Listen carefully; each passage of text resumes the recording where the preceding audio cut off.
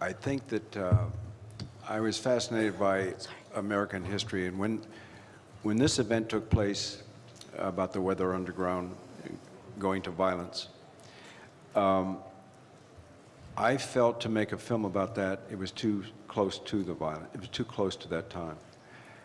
Now, 30 years later, it seemed that you could now tell this story because it was now a piece of American history. When it first happened, it wasn't history yet. It was a live event that was still reverberating through the culture. Now, you could look back on it as you could the time of McCarthy, the time of Watergate, the time of the Second World War. You could look back on these moments and say, oh, that's now a piece of American history. So I think that was the basic reason. And on a more personal, humane level, I think I was taken with the idea that this could bear similarities to a very famous classic, Les Miserables, about a person who is a fugitive without his true name, and he's pursued by an inspector who is dogged and will not give up. I think those are the two things that drew me to the project. Thank you. Farah Nayeri from Bloomberg. A question for Mr. Redford. I'm over here. A lot of hands. Okay. I just wanted to know why you chose to cast excellent actors from decades past, such as Julie Christie, Nick Nolte. What made you make these incredible casting choices on top of young generation actors such as Shia LaBeouf?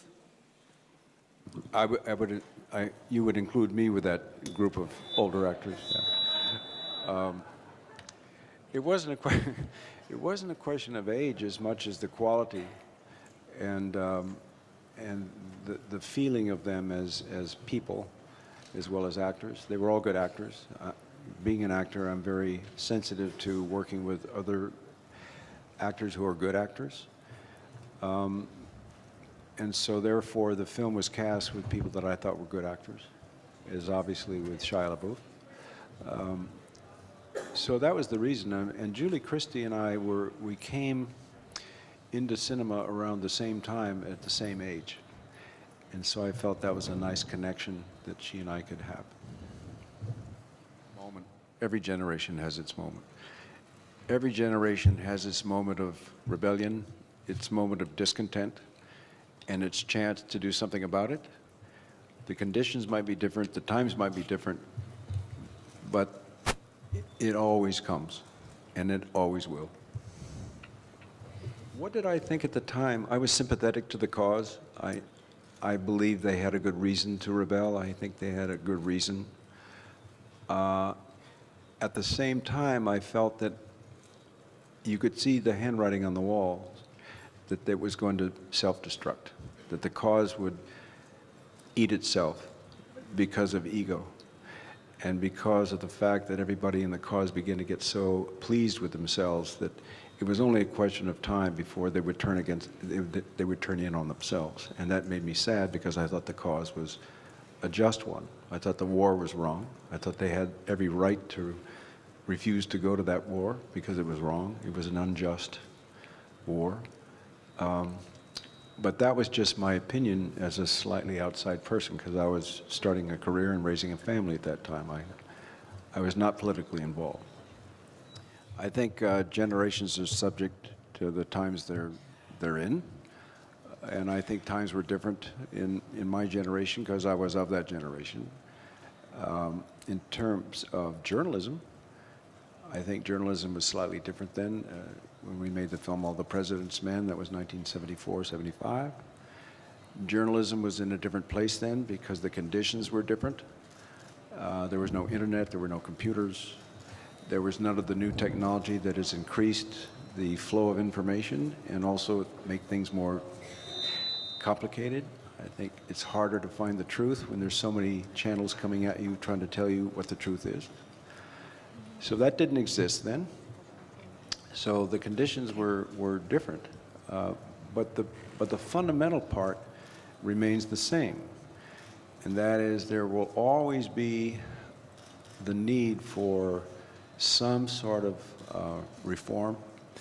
When the people that make up the body of the public, like in America, are suddenly deprived of opportunities they see special people getting, or their freedoms are being taken away, or they're forced to go into a war they think is wrong, they're going to speak out. And I think that condition will always exist, or that will always happen. And I think it's a healthy thing, because that has to do with change. I mean, change is inevitable. It's going to happen whether we like it or not. I think one of the things we see in the current political situation in America is you see a contest between two sides of the situation. One side believes that change is inevitable. I'm talking about Obama. The change, since it's inevitable, then you try to make it positive. You try to take it into a positive direction. The other side is afraid of change, and they'll do anything to prevent it because they're afraid change will leave them behind. And that's created a very difficult situation in American politics today. It's very sad. Having lived in that time, and now the chance to put on screen a character that Shia LaBeouf embodies was very exciting to me, because you could show the difference between journalism of today. I'm talking about my country. I cannot speak for Europe. Journalism today and journalism then.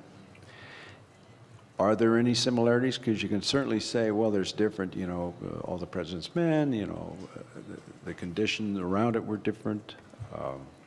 You didn't have such bipartisan anger between the parties and so forth. But if you look carefully, you'll see that there is a slight similarity in one I wanted this film to show, which is that underneath the goodwill to seek the truth, underneath the effort to dig beneath a lie to get to the truth, usually you will find ego.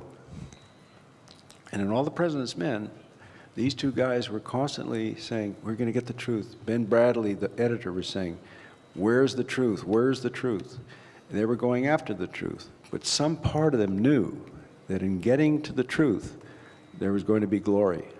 And the glory would reflect on them personally. And that's where the ego comes in. And it was a very subtle thing, but I wanted to show it in that film. In this film, what the character of Ben that Shia plays is searching for the truth so ferociously. You admire it. You say, this guy is going to get to the bottom of this. But there's also, if he does get to the bottom of it, if he does get ahead of the FBI, there'll be some glory for him. So there's a very subtle thread that connects the two, and it's got to do with ego. Well, there are two things you're talking about. You're talking about the difference in my country and your country, and you're also talking about young people versus older people. Yes, I'm very, very envious of Europe because of its antiquity, because of its age, because it's been here so much longer than we have. We're such a young country, and you can really feel it. Despite all the glory and all the power of our country, which I think is mostly in the environment, I think the physical part of America is incredible, and I'm very happy to be a part of it. But in terms of cities and cultures, we're only 200 years old. You're thousands and thousands of years old. And I feel that when I come here, and I love it. I really love it. And that's why I like coming here. And you're not going to feel it any more than in Italy, and particularly here in Venice. Just the fact that it's here is some kind of miracle, So yeah, I feel it, and I miss that in my country. In terms of young people, I think that each generation has the chance to lead in its time. And it would make me very sad to think that my generation had so corrupted that ability that there's nothing for them to be able to do. So I believe we now want to hand the reins to the new generation coming in, who I think is a terrific generation. But we have to be able to give them something to lead with, rather than giving them something that's rotting. So I hope for the best.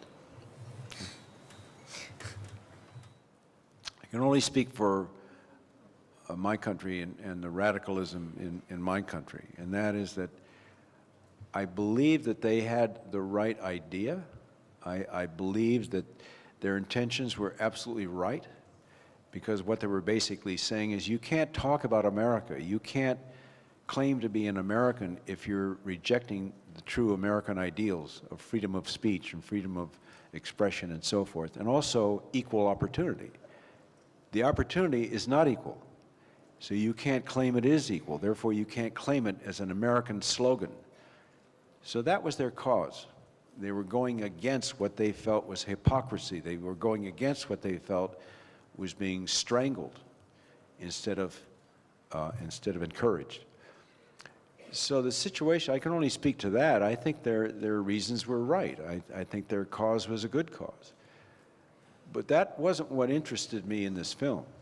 What interested me was what sat underneath that. What about their personal lives and making that sacrifice? It's really about 30 years later. It's not about that time. That's why we don't spend a lot of time doing footage of that time, newsreel footage, just at the beginning to set the tone, to remind people what was a piece of history. It's really about 30 years later. How are they now? How do they feel now? Some people regret that they ever got involved. They thought, oh, that was stupid. I was young. I was passionate. I got picked up in the fever of the time. Others say, it was a good cause, we didn't do it right, we should have kept doing it, only changed our attitudes, changed our actions. And others look back and say, it was a good cause, it still is a good cause, and I'm still the same person I was. So that complication is what interested me. How do people feel now? It's really what's personal. And where is the emotion that sits underneath all these causes? I was not so interested in the causes as much as what the emotions were underneath them now, 30 years later. It's a fact. I mean, the fact is the super, super, super rich are surviving. And no matter how hard you push up against it, no matter how hard you push up against Wall Street, no matter what cuts go into the skin of Wall Street, it still survives, and it keeps being what it is. So obviously there's great power there, and obviously there's a reason for that power, and probably that will never change. And there is always a reason for the people who don't have the power to want to get some power. So that just always exists. Aside from that, I think that, yes, I think that line in the film is absolutely true, and it's pretty obvious to anybody who's got half of a brain paying attention in America that the super, super rich are doing just fine, and the rest of the country is not. And I think when you look at the political debate going on now, which not much of a debate, but if you look at the conventions, the conventions, I don't know if you saw that in America, the Republican convention, it's really about the 1%, and it's very clear. So that situation does exist. So for me, that line is totally justified in the film. Violence in the film was an option that had to be taken to make a point that was not being made. In other words, the point that they wanted to make with nonviolent action was not succeeding. So they went to violence to try to succeed. So that's just a condition that violence usually is a last resort. The film is violent in this sense. It's not that it shows violence from a different time.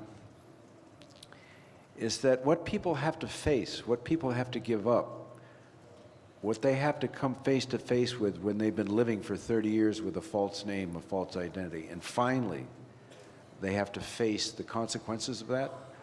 They have to face their own truth. And sometimes it's so painful, the pain in itself is violent. So I guess you could say there is violence in the film, but it's an emotional violence having to do with coming to terms with the real truth of your existence.